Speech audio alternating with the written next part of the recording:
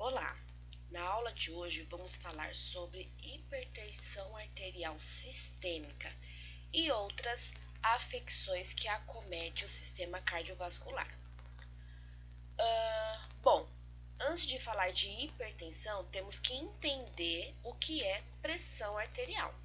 Então, a pressão arterial é a pressão que o sangue,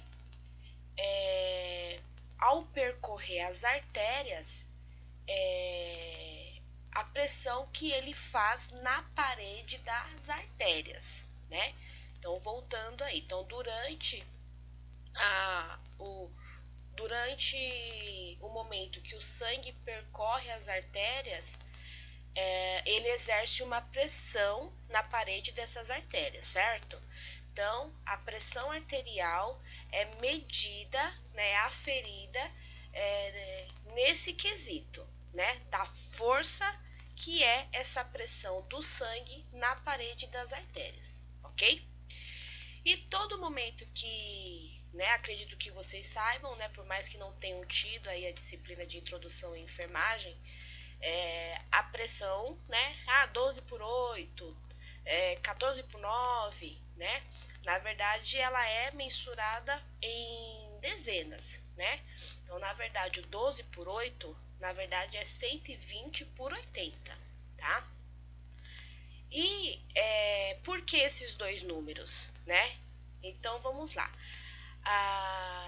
A pressão sistólica, né, é a máxima, o valor maior, tá? Que é quando o sangue, a força do sangue no momento que o coração está contraindo, né? Então, é a força do sangue nas artérias quando o coração está contraindo. Essa é a pressão sistólica, que é o número maior, que pode variar entre 100 a 140 mmHg, que é milímetros por mercúrio, tá? E a pressão diastólica é o número menor, que é quando o sangue está percorrendo, né? Então a força do sangue nas artérias no momento da fase de relaxamento do coração, que aí pode variar entre 60 a 90 mmHg, né? Então, o 120 por 80, né, que vamos dizer que é a pressão perfeita, é 120 da sistólica e 80 da diastólica. 120 no momento em que o coração está contraindo e 80 no momento de relaxamento, ok?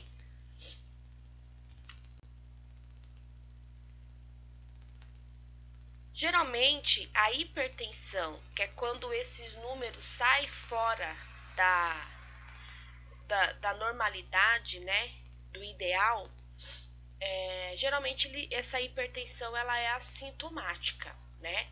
Por isso que ela é conhecida como um vilão, né? Um vilão silencioso, tá? Ela aumenta o risco de distúrbios de acidente vascular cerebral, que é o AVC, né? Rupturas de aneurisma, caso a pessoa tenha. Pode, desculpa, gente, pode aumentar a problemática da insuficiência cardíaca e também levar a pessoa ao infarto e a lesões do sistema renal, né? Por ela não produzir sintomas né, durante aí o seu surgimento, geralmente a pessoa só passa a perceber que tem a hipertensão porque vai procurar um médico devido a alguma lesão que essa hipertensão gerou em alguma situação importante, né, algum órgão vital, ok? A hipertensão, ela tem que ter um padrão, né? Como a gente vê, 12 por 8 seria uma pressão, uma pressão arterial ideal, né? Quando a gente fala de hipertensão, né, a gente tem que também ter aí um parâmetro, né? E os especialistas, né, os médicos aí os cardiovasculares especialistas, eles começam é, a cogitar a hipertensão quando se observa uma pressão sistólica, né, quando a pessoa está em repouso, então não está exercendo nenhuma atividade física e está apresentando uma pressão sistólica de 140 e uma diastólica em torno de 90, né, podendo ser isso ou mais, né.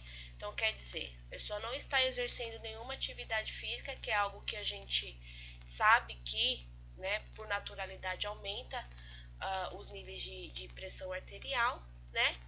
E ainda assim apresenta esses valores de pressão arterial, né? Então, aí, a partir deste princípio se faz um acompanhamento mais profundo para realmente fazer o diagnóstico da hipertensão. Geralmente, quando tem o quadro de hipertensão, se observa não os dois, né, tanto a sistólica quanto a diastólica elevada, tá? A hipertensão, ela tem as suas classificações, que quando a gente vê essa sigla RAS, significa hipertensão arterial sistêmica, tá? Então, nós temos a RAS, as classificações da RAS, que seria a primária ou essencial, né, que corresponde a 90% dos casos, é uma hipertensão que não tem uma causa assim específica, né, caracteriza-se por uma lenta progressão, né, da elevação da pressão arterial por longos períodos, por anos, tá? Temos a RAS secundária, que sim é uma doença que se decorre por outras doenças orgânicas, né? Existe a possibilidade dessa hipertensão se curar ou se estabilizar quando se resolve a causa em si, tá? Bom, vamos falar um pouquinho de causas mais específicas, né? Então, a primária ou essencial, como eu falei, não existe uma causa específica, ela pode ser multifatorial. Então, pessoas que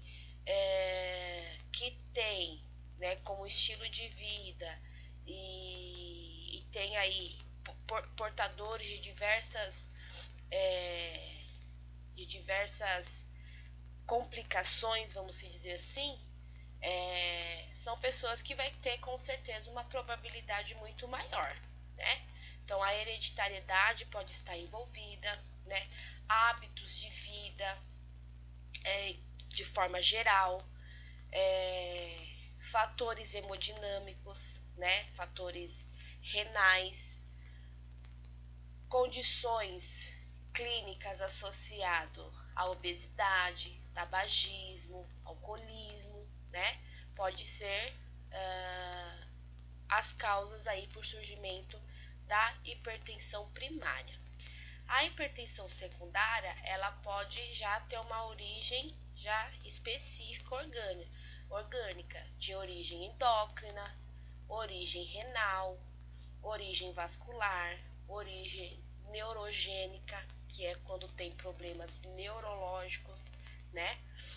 Que é ali aquela situação que, se porventura essa causa orgânica possa ser resolvida por definitivo, muito provável que essa hipertensão também vai se estabilizar, tá? É uma doença que tem uma incidência maior em mulheres do que em homens, né? Devido às questões hormonais, devido ao período de menopausa, né? Então, né, tem essa característica também. né? Pessoas obesas, né? Isso é um fato muito importante, uma possibilidade muito grandiosa aí de desenvolver a hipertensão, ok? Bom, como dito, os sintomas eles podem ser sutis, imperceptíveis, tá?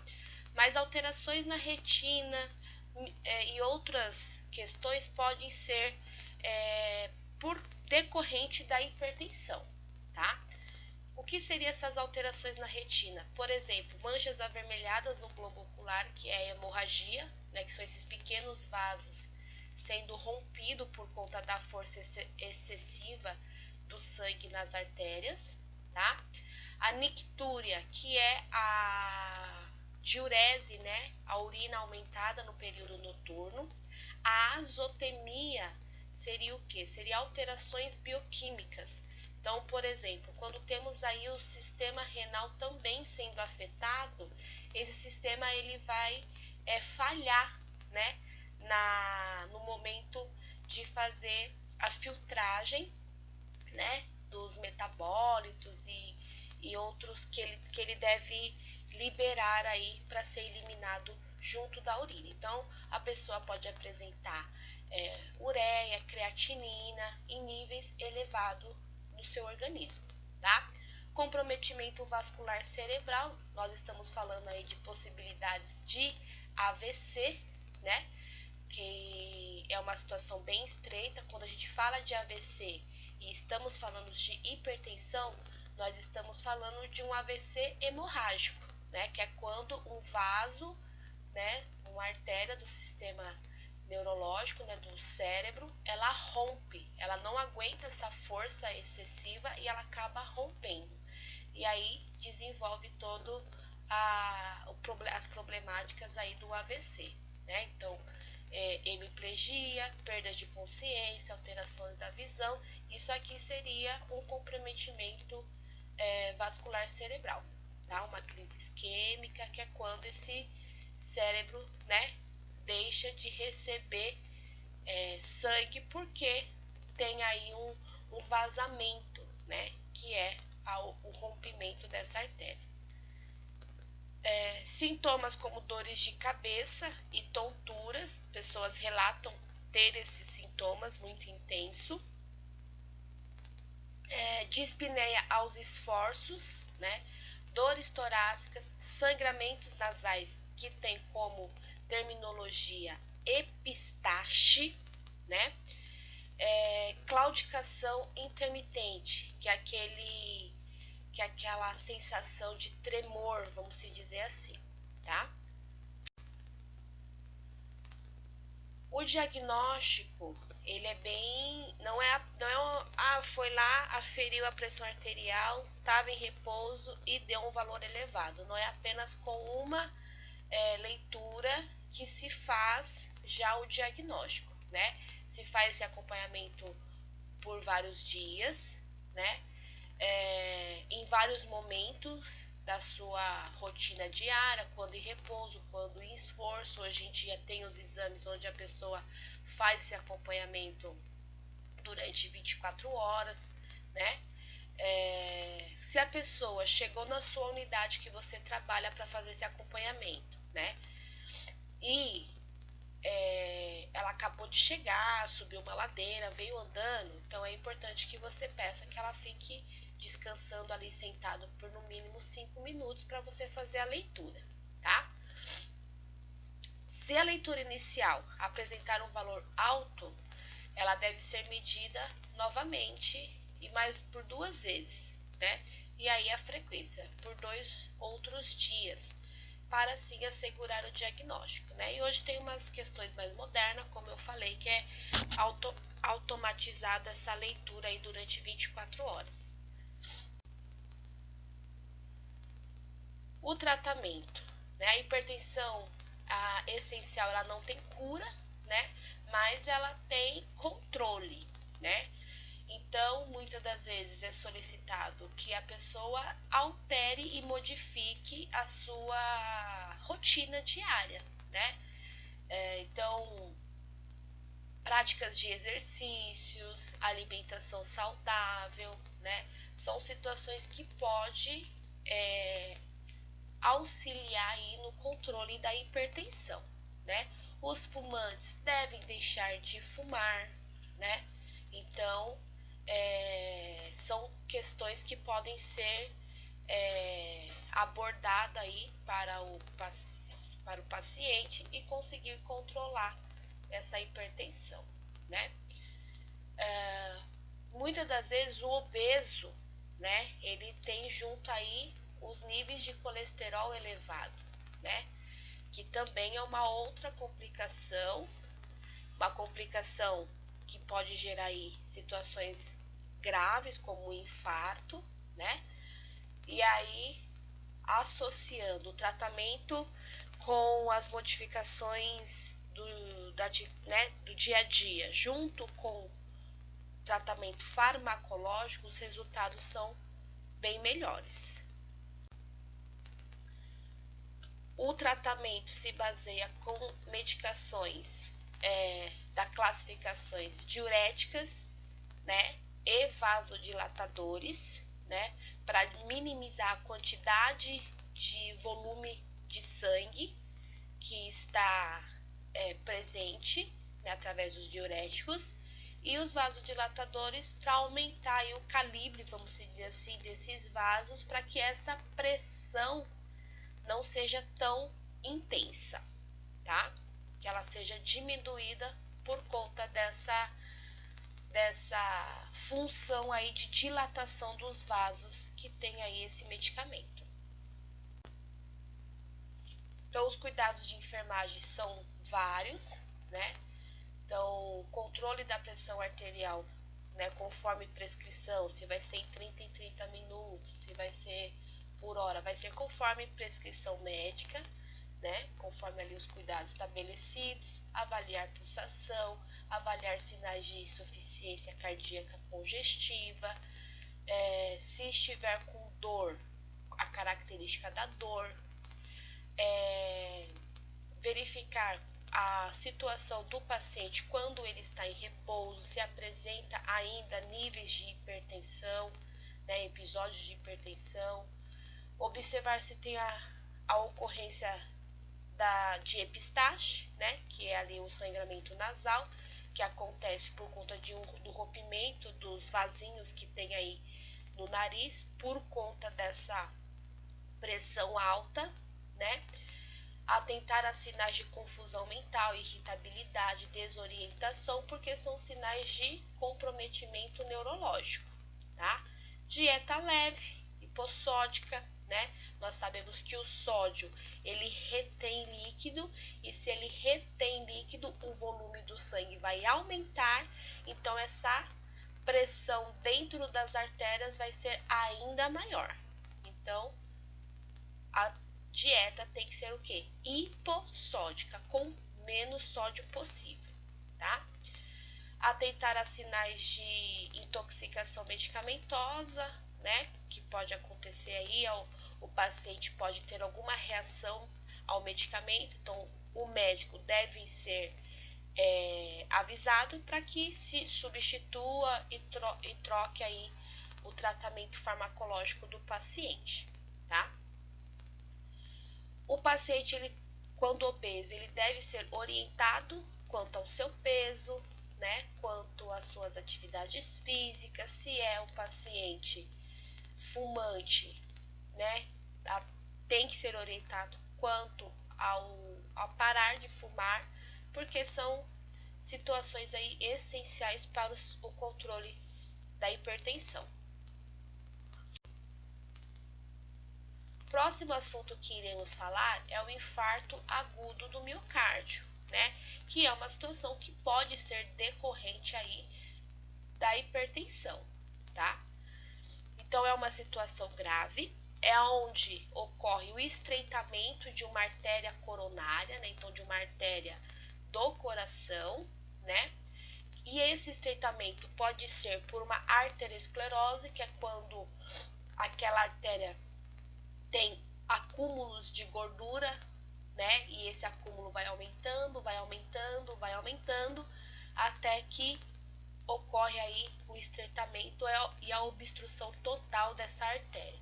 Obstruiu, essa artéria vai estar o quê? Vai estar inativa e não vai conseguir levar sangue para o coração. Então, de modo geral, é isso que acontece. Esse estreitamento pode ser também por um êmbolo ou por um trombo que se deslocou de outra parte do corpo e chegou ali naquela extensão ali dos vasos, né, que no caso aí na artéria coronária, e obstruiu, né? A artéria é um calibre menor, esse trombo ou esse êmbolo era grandinho, vamos dizer assim, né, grande, e obstruiu aí a passagem, tá? O êmbolo, gente, é coágulos, tá? E o trombo é placas de gordura, tá? Os sintomas, né, que o infarto pode desenvolver, muitas das vezes pode ser confundido com coisas normais, né, como flatulência, uma dor muscular, né? Então, é importante que as pessoas saibam a diferença e que mesmo que for uma flatulência, que procure um médico quando sentir, né, os sintomas aí que estão associados ao infarto, tá? Nós falamos de angina, né, na aula anterior, né? E aí vale lembrar a diferença, né? Então, a angina, o suprimento de sangue, ele é reduzido temporariamente, né? Agora, o infarto é quando esse suprimento ele é interrompido totalmente, de forma abrupta, tá? De forma repentina, tá? A incidência do infarto é maior nos homens aí acima de 40 anos, mulheres que estão no período do climatério, que é um período que antecede a menopausa, tá? Que utiliza aí anticoncepcionais, pessoas que fumam, né? Tem uma probabilidade maior de desenvolver o infarto agudo do miocárdio. E também aquelas pessoas que têm aquele estilo de vida que estávamos falando aí anteriormente quando falamos de hipertensão, tá? Porém, hoje, mediante a vida moderna, os fast foods da vida e etc., os infartos estão acontecendo em pessoas cada vez mais jovens. Como a arteriosclerose é um dos principais problemáticas aí para o desenvolvimento do infarto, né, nós devemos se atentar e prevenir essa condição, né, essa problemática aí que é o acúmulo de gordura na parede das artérias, né?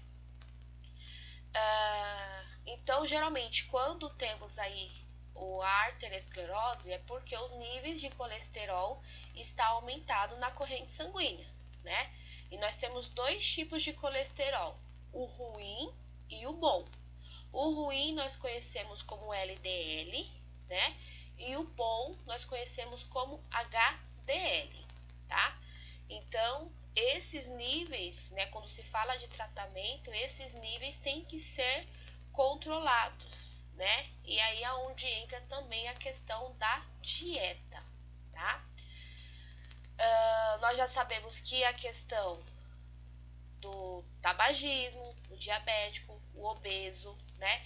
Quando é aquela pessoa obesa, onde a gente fala que a gordura abdominal está aumentada, é porque nós temos muita gordura nas vísceras, né? Nos órgãos, que é um fator importante aí para o desenvolvimento dessas problemáticas aí, hipertensão, o infarto também, tá? Em geral, a arteriosclerose não causa sintomas até que ocorre essa condição grave que é o estreitamento e a obstrução súbita, né? Quando a arteriosclerose, ela pode ocorrer em qualquer vaso, né, em qualquer lugar das artérias. Então, quando ela ocorre na artéria coronariana, nós sabemos que o agravamento dela vai desenvolver um infarto. Agora, se ela ocorre no cérebro e outros membros, ela vai estar ocorrendo aí uma trombose periférica, no cérebro um AVC por obstrução, né? Então, cada região que essa arterose desenvolver, ela vai desencadear um problema específico, né, devido ali à região que ela acometeu. No caso aqui do IAM, obviamente, é quando ela ocorre ali na coronária, né, na artéria coronariana. A artéria coronariana é a artéria que pertence ao coração, só para vocês entenderem melhor, tá? Então, para se evitar a arteriosclerose, né, nós temos o quê? Que controlar os níveis elevados do colesterol, né? Controlar a hipertensão, tabagismo, obesidade, falta de exercício, foi o que nós falamos anteriormente, né? Então, o tratamento e a prevenção vai se basear nisso, né? Quando a arteriosclerose ela se torna grave ao ponto de causar as complicações, então o médico vai tratar as complicações. Então, o infarto, o acidente vascular cerebral, né? As arritmias cardíacas, enfim, o que for que acontecer. Manifestações clínicas do infarto, né? Os sintomas, né? Então, a dor torácica é o principal sintoma do IAM, né? E aí ela pode ser descrita de diversas formas, né? Mas basicamente a dor do IAM ela se baseia numa dor súbita, subesternal, então aqui na região do externo, atrás do externo. Ela é constante e constritiva, isso quer dizer o quê? Que ela vai aumentando, né? Podendo se irradiar para outras partes do corpo, como a mandíbula, as costas, pescoço, membros superiores, né? Então ali na região do lado esquerdo, né? Região da face, pescoço, região esquerda, tá? Pode estar acompanhada com taquipneia, taquicardia, palidez, sudorese, pele pegajosa por conta da sudorese, tonturas, confusão mental, náusea e vômito, né? Esse princípio da dor, ela pode ser semelhante à dor da angina, né? Porém, a diferença da dor da angina e da dor do IAM, como nós falamos, né? A gente sabe que a angina é uma leve, né? Falta de oxigênio no miocárdio. Agora, o IAM, ela é já a interrupção, é quando realmente aquele miocárdio não está recebendo oxigênio. Então essa dor ela vai ser mais intensa, né? Não é uma dor que se desenvolve por conta aí de um esforço físico que você tenha feito, né? E não é aliviada com medicamentos como nitroglicerina, que é um medicamento que já resolve as dores da angina, tá? A pessoa que sente a dor, que está desenvolvendo a dor do IAM, é uma sensação literalmente de morte, tá? Uma dor extremamente forte, intensa, que tem essa sensação de morte iminente. O diagnóstico se baseia pela história da doença, pela história clínica e também, né, quando a pessoa chega e relata que a dor começou, né, subitamente, nunca tinha acontecido isso, etc, etc. O eletrocardiograma vai demonstrar algumas disfunções no funcionamento cardíaco. Os níveis de enzimas cardíacas também é um exame laboratorial onde vai estar presente enzimas. E essas enzimas cardíacas, ela só está presente na corrente sanguínea quando o coração sofre um infarto, né? Então, fez o exame, tem a presença dessas enzimas, significa que a pessoa infartou, tá? O prognóstico da doença vai depender da extensão dessa lesão, da extensão desse infarto, né? Por isso tem pessoas que infartam e sobrevive, tem vida normal posteriormente, tem pessoas que têm um infarto e morrem naquele momento, né? Que é o infarto fulminante, né? Que as pessoas falam, né? Por quê? Porque a extensão, né? Que aquele coração não recebeu de suprimento sanguíneo, né? Então, assim, eu vou deixar para vocês os vídeos que vai estar mostrando como que é todo esse surgimento dessa lesão, dessa falta de suprimento sanguíneo aí na parede do coração, né? Então, quando essa lesão for grandiosa, muitas das vezes as sequelas são das piores e a morte ela é evidente, tá? O tratamento ele pode ser clínico ou cirúrgico, né? Vai depender daí da extensão e da área acometida, né? E os profissionais de saúde, eles sempre devem estar atentos a realizar o diagnóstico precoce, né? Sabendo que é uma situação que pode muitas vezes estar sendo confundida até com uma flatulência, né? Porque quando a pessoa está com acúmulo de gases, sente uma dor muito forte, fica difícil de se basear, né? Ah, se é uma flatulência, ah, se é um infarto, ah, se é uma dor muscular, ah, se é um infarto. Então, os profissionais, a partir do momento que recebe um paciente que ele está relatando essa possibilidade de dores e características de dores, é importante que ele já suspeite de um infarto, né? E aí faça tudo o que for possível para realmente diagnosticar esse infarto, para que sim faça a sua eliminação, partindo do princípio que o infarto é uma situação muito grave e, né, a possibilidade de morte ela é evidente, tá? Então, o atendimento imediato com todas essas características, né, de diagnóstico, muitas das vezes é a chance aí de sobrevida desse paciente, né? Chances de sobrevida, chances de não ter sequelas graves. Bom, então a assistência de enfermagem ela vai se basear no que o paciente vem apresentando e também no acompanhamento que o médico estabelecer, né? Então é importante que os sinais vitais sejam acompanhados, níveis de consciência, a alimentação ela deve ser adequada. Muitas das vezes vai ser necessário fazer um controle, né, das eliminações vésico-intestinais, então eliminações de urina e intestinal, né, através aí de um balanço hídrico ou coisas parecidas, né, ou cuidados parecidos.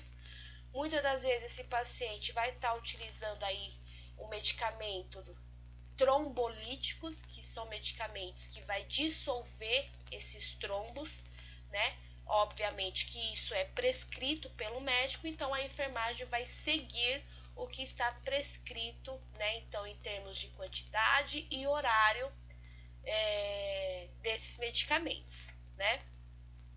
Auxiliar nos exames complementares, como o eletrocardiograma, o exame laboratorial de dosagem de enzima, o ecocardiograma ou qualquer outro exame que esse paciente for submetido, né? Atuar na reabilitação, fornecendo aí as informações, todo o esclarecimento, né? O tratamento medicamentoso que esse paciente possa a ter, né, e dar continuidade aí na sua casa, né? E também o controlar os fatores de risco, o fumo, como nós falamos, o sedentarismo, como nós falamos, a alimentação, né, são extremamente importantes para esse paciente, tá?